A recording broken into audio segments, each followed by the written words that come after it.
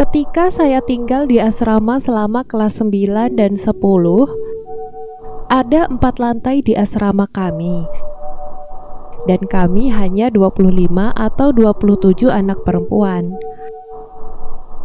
Lantai 4 dibiarkan tetap kosong, dengan hanya ada pelayan yang berkunjung sebulan sekali untuk membersihkannya. Sebelumnya pernah ada kejadian di mana seorang gadis yang sangat pendiam dan sederhana mencoba bunuh diri dari lantai 4.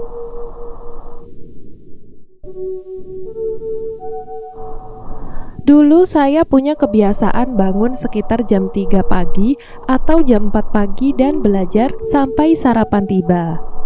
Teman sekamar saya sebaliknya akan begadang sampai jam 2 pagi atau jam 3 pagi dan membangunkan saya sebelum ia pergi tidur. Pada suatu malam seperti biasanya, teman sekamarku membangunkanku.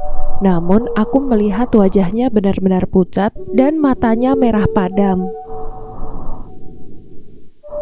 Aku pun bertanya apa yang salah, namun dia tidak berkata apapun dan langsung tidur.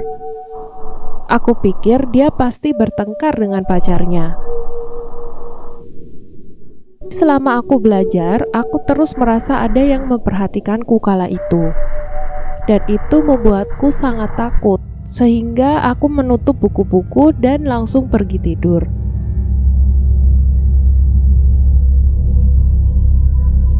Keesokan paginya aku bertanya kembali apa yang salah, dan dia secara singkat berkata, setelah pulang sekolah, dia memberitahuku bahwa dia belajar seperti biasa sekitar pukul 12 sampai 12.30.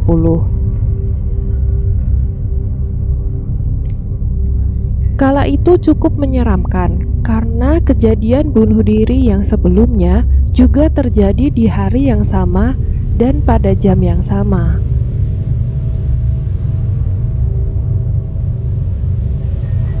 Dia memutuskan untuk membuat kopi untuk dirinya sendiri.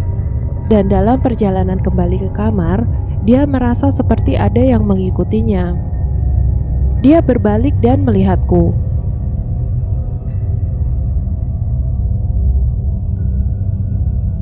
Dia melihatku tidak memakai kacamata.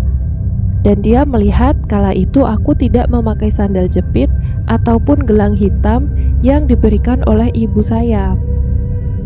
Lalu dia bertanya kepadaku, "Kok kamu bangun lebih awal dari biasanya?" Dan aku menjawab seperti, "Ayo pergi ke balkon lantai 4." Dan temanku bertanya, kenapa aku ingin melakukan itu.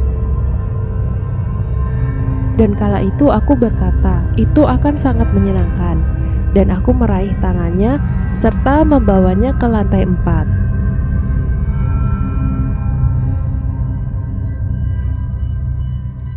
Begitu kami sampai di sana, dia membuat beberapa komentar tentang cuaca. Dan kemudian aku menjawab dengan mengatakan satu kata sederhana, yaitu lompat. Jelas dia sangat takut dan khawatir, serta tidak percaya apa yang aku katakan.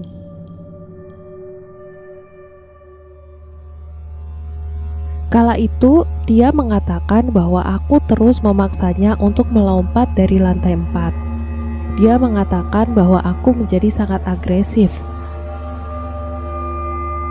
Pada saat itu dia masuk ke dalam dan kembali ke asrama hanya untuk memastikan bahwa aku masih tertidur lelap.